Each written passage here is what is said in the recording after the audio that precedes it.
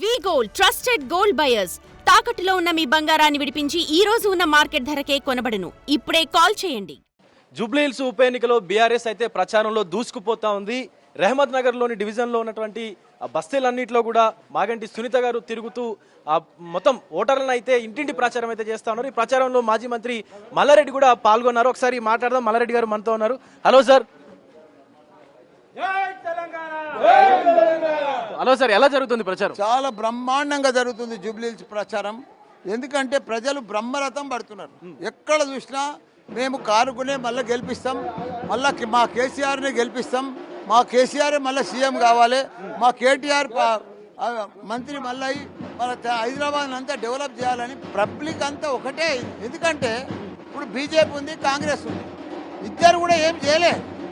23 నెలలు అయింది, రెండు సంవత్సరాల దగ్గర పడ్డది, కానీ ఏం చేయలే ప్రజలకు. మా గోపి అన్న ఉన్నప్పుడు 3 సార్లు మేము గెలిపించినాం. 3 సార్లు గెలిపిస్తే కూడా ప్రజలకు మంచి నీరు ఫ్రీగా ఉచితంగా ఇప్పించిండు, మంచి 24 గంటల నాణ్యమైన కరెంట్ ఇప్పించిండు, మంచి రోడ్లు వేయించిండు. మాకు పిలిస్తే పలికే మా గోపి అన్న ఇప్పుడు లేడు. ఆయన లేని లోటు తీర్చాలంటే, ఆయన ఆత్మకు శాంతి కావాలంటే మళ్ళా మా సునీతమ్మకు ఓటేసి ఇవన్నీ కూడా మేము రుణం తీసుకుంటామని ప్రజలు బ్రహ్మాండంగా చెప్తున్నారు. ఇప్పుడు స్టార్ క్యాంపెయినర్ల లిస్ట్ లో మాజీ ముఖ్యమంత్రి కేసీఆర్ గారు కూడా ఉన్నారు. ఆయన కూడా ప్రచారంలో పాల్గొంటారని వార్తలు వస్తా ఉన్నాయి. నిజంగా వస్తారా? కేసీఆర్ వస్తాడయా? రాడా? ఆయన మా ప్రెసిడెంట్ అయ్యా, పార్టీ ప్రెసిడెంట్. ఎందుకు రాడు? బరోబ్బర్ వస్తాడు, బరోబ్బర్ గెలిపించుకుంటాం పార్టీని. నిన్న ఎర్రవల్లిలోని ఫామ్ హౌస్ లో ఒక మీటింగ్ జరిగింది. అందులో మీ పార్టీ నిన్న జరిగింది, ఇవాళ కూడా ఉంది. మా అందరితోటి 40-50 మంది మాజీ ఎమ్మెల్యేలు మాజీ మంత్రులు అందరితోటి ఇలా మీటింగ్ ఉంది 1 o'clock.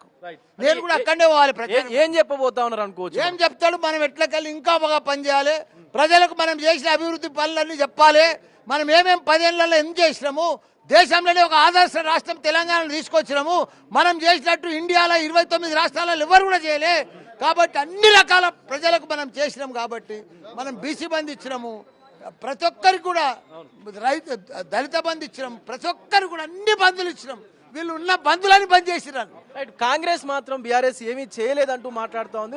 మీరు మాత్రం కాంగ్రెస్ బాకీ కార్డు అని చెప్పేసి తీసుకొచ్చి దాన్నే మీరు ప్రచార అస్త్రంగా మార్చుకొని ప్రచారం చేస్తున్నారు. విజయ్, నీకు తెలుసు కాంగ్రెస్ ఎంత బాకీ ఉందో నీకు తెలుసు. మహిళలకు 2500 బాకీ ఉన్నారా? వచ్చేసని చెప్పిర్రా. అమ్మాయిలకు కాలేజ్ స్టూడెంట్లకు స్కూటీ ఇస్తామని చెప్పిర్రా. ఇవన్నీ కూడా నిరుద్యోగం ఇది ఇస్తానరా, 2 లక్షల ఉద్యోగాలు ఇస్తానరా. అవన్నీ బాకీలు లేవా? రైతులకు పూర్తిగా రుణమాఫీ చేస్తామని ఏమి చేయలేకపోయారు. అవన్నీ బాకీలు కావా? మేము చెప్పేది కాదు, ప్రజలకే తెలుస్తుంది. అక్కడ ఒక్కరు కూడా నిమ్మడంగా లేరు విజయ్. అల్లా కల్లోలం ఉన్నారు, రైతులు పరిశాన్ ఉన్నారు, ఇక్కడ యువత పరిశాన్ ఉన్నారు. రియల్ ఎస్టేట్ వాళ్ళు అయితే రేపు ఉరేసుకునే బాగా పరిశాన్లోకి వచ్చారు. ఎందుకంటే ఒక్క ప్లాట్ అమ్ముతలేదు. ఏదైనా పెళ్లికో ఇల్లుకో ఒక రైతులు కానీ ఇంత ఎకరా భూమి మేము పెళ్లి చేస్తామంటే వాడు కొంటలేడు. మీరు రియల్ ఎస్టేట్ అన్నారు కాబట్టి అడుగుతా ఉన్నాను. మొన్న ఈ గచ్చిబౌలిలో ఉన్నటువంటి ఒక ఏరియాని 170 కోట్లు ఎలా జరిగింది? ఏదో అది అది అంత మాయా మాయా మాయా.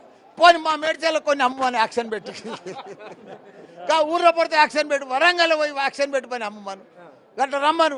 170 వద్దు, 77 కోట్లకు అమ్మనువే, 7 కోట్లకు అమ్మనువే, 2 కోట్లకు అమ్మనువే.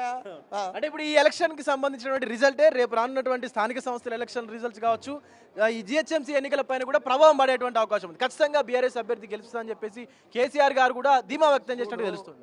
ఓటు అడిగే హక్కు కారు గుర్తుకే ఉంది, కేటీఆర్కే ఉంది, కేసీఆర్కే ఉంది. ఎందుకంటే మేము అట్లా పని చేసినాం.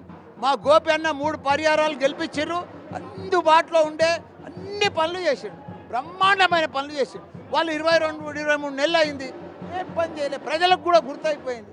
వీళ్ళంతా మాయ మాటలు చెప్తున్నారు, మేము కాంగ్రెస్ వాళ్ళు మేము నమ్మమని. మళ్ళీ ప్రభుత్వం వస్తే మీరు మళ్ళీ మంత్రి అయ్యేటువంటి అవకాశం ఉందనుకోవచ్చా? చూడు, నాకు ఏజ్ అయిపోయింది బాబు, నాకు ఇప్పుడు 73. మళ్ళీ ప్రభుత్వం వస్తే 76 అవుతుంది విజయ్. సో చాలా ఉత్సాహంగా అయితే బీఆర్ఎస్ అభ్యర్థి మాగంటి సునీత గారి ప్రచారం అయితే కొనసాగుతా ఉంది. మాజీ మంత్రి మల్లారెడ్డి మాట్లాడుతూ కూడా తిరిగి మళ్ళీ బీఆర్ఎస్ జూబ్లీహిల్స్ లో విజయ కేతనం ఎగరవేయబోతున్నట్టు కూడా మాట్లాడుతూ ఉన్నారు. ఆయన ధీమా కూడా వ్యక్తం చేస్తా ఉన్నారు. Video journalist చైతన్యతో Vijay big TV Jubilee Hills నుండి.